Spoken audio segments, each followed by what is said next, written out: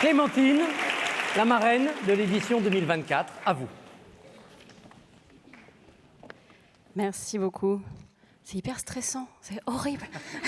Franchement, là, on a la mesure de ce que vous allez, ce à quoi vous vous exposez, bravo. Alors, il y a 2 semaines, j'étais au Barou, qui est une ville dans le Ventoux, un village plutôt, et j'étais devant un château médiéval, et il y avait Daniel Pénac, que certaines personnes ici connaissent sans doute très bien, qui était en train de lire à 200 personnes, y compris moi, j'ai eu cette chance, un texte d'Herman Melville qui s'appelle « Bartleby ». Et c'était extraordinaire, évidemment. Et ce qui s'est passé à ce moment-là, c'est ce qui va se passer, j'imagine, maintenant, plusieurs fois, 15 fois. C'est que le château médiéval, qui pourtant était très joli, s'est évanoui dans l'air, complètement éteint, comme si quelqu'un avait soufflé une bougie, comme ça, et hop, le château disparaît. Et à la place, on s'est retrouvé dans une rue où Bartleby, ce personnage de Melville, apparaît adossé comme ça à une porte immobile. Alors Bartleby, je ne m'attends pas forcément à ce que tout le monde le connaisse. Moi d'ailleurs, je n'avais jamais lu ce texte, c'était la première fois que je l'entendais. Mais il est très célèbre parce que c'est de la littérature adulte. Et le personnage fait quelque chose de pas du tout adulte, qui est qu'on lui demande de bosser. Et vous savez ce qu'il dit ? Je préférerais pas. Et cette phrase, je préférerais pas, maintenant je vous l'ai dit avec ma voix à moi, mais moi maintenant, pour toute ma vie, je pense, je l'entendrai par la voix dans ma tête de Daniel Pénac, qui le prononçait de manière très particulière. Je ne pourrais pas le refaire, je ne vais pas me mettre à imiter Daniel Pénac sur cette scène, ça serait extrêmement bizarre, mais il faisait un truc comme... Je préférais pas, avec un truc qui flotte à la fin. Je sais pas trop comment le dire, mais c'était un peu grelottant. Comme si, en même temps, il s'excusait, mais en même temps, il s'excusait pas de faire ça. Et il répète cette phrase de très nombreuses fois dans le texte. Et je pense que toute ma vie, j'entendrai cette phrase prononcée de cette manière. Même si la lecture était finie. Vous savez, quand une lecture est finie, on se réveille comme ça, on a l'impression de se réveiller d'un rêve. Mais il y a ces mots qui se cramponnent quand même dans ma tête. Alors, j'habite en Angleterre depuis 18 ans et les Anglais, ils appellent ça un verre d'oreille. Un verre d'oreille, c'est un truc qui vient dans ta tête et tu es obligé de l'entendre, de le réentendre. Et donc, c'est resté, voilà, je pense que ça sera mon verre d'oreille à chaque fois que j'entendrai cette phrase.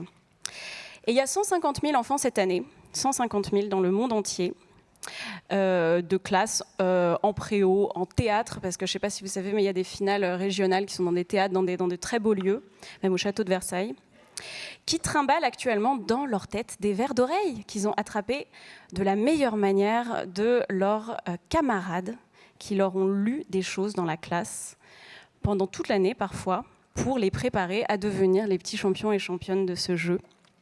Il y a 150 000 enfants actuellement qui ont des verres d'oreille de bribes de phrases, certaines confiantes, certaines un peu hésitantes, certaines fragiles, certaines un peu piquantes. C'est 150 000 enfants pour qui le monde réel, pendant quelques minutes, pendant 3 minutes, a été éteint comme une bougie et s'est fait remplacer par un autre. Et pour moi, ça relève toujours du miracle un peu, cette histoire de lecture à voix haute, je dois dire. C'est miraculeux, pourquoi ? Quand on y réfléchit, et si on pense par exemple à la mécanique du truc, c'est-à-dire que là, par exemple, là, sous mes yeux, il y a des trucs noirs, c'est des petits zigouigouis, ils sont sur une page blanche.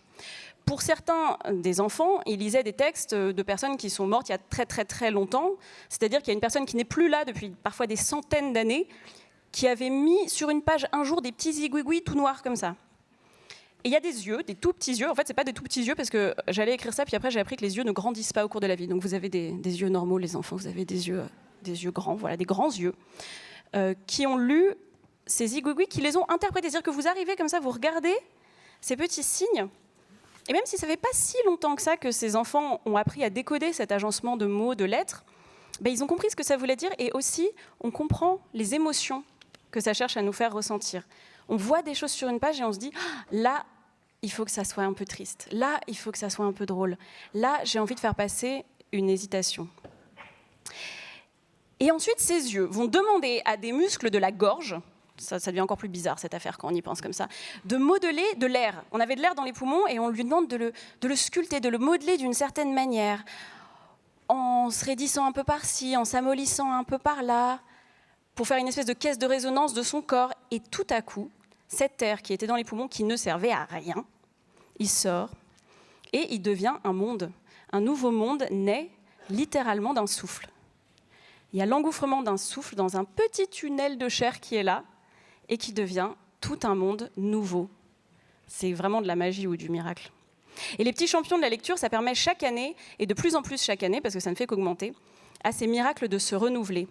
Je suis très heureuse de voir que la lecture à voix haute devient de plus en plus reconnue, même de plus en plus à la mode en France, de plus en plus pratiquée.